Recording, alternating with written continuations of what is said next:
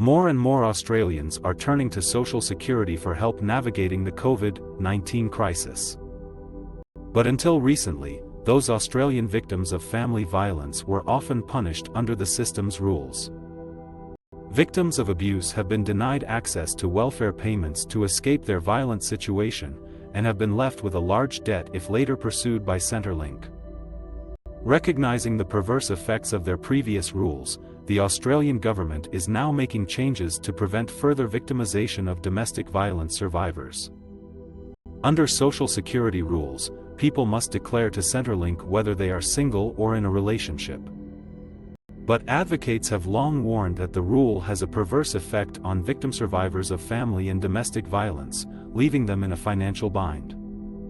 Economic Justice Australia, EJA, which represents Social Security community legal centres, advocated for changes, and now Centrelink officers explicitly consider whether domestic violence is a factor in determining if a recipient is a member of a couple. People reporting abuse can use evidence of domestic violence to override other legal evidence, such as being married. For example, Mia was rejected for income support despite leaving her violent husband. Centrelink used his financial control as evidence that they were in a relationship, completely out of step with community understanding.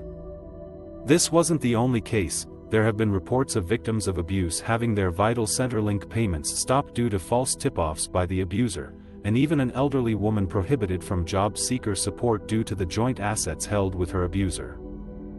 The government has worked with EJA to protect victims of domestic violence, amending the relevant Social Security Guide pages to address this issue.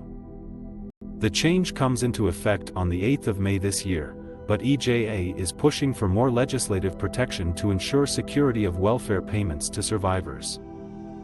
This change will save thousands of Australians from the impossible choice between staying in a violent situation or leaving without financial security.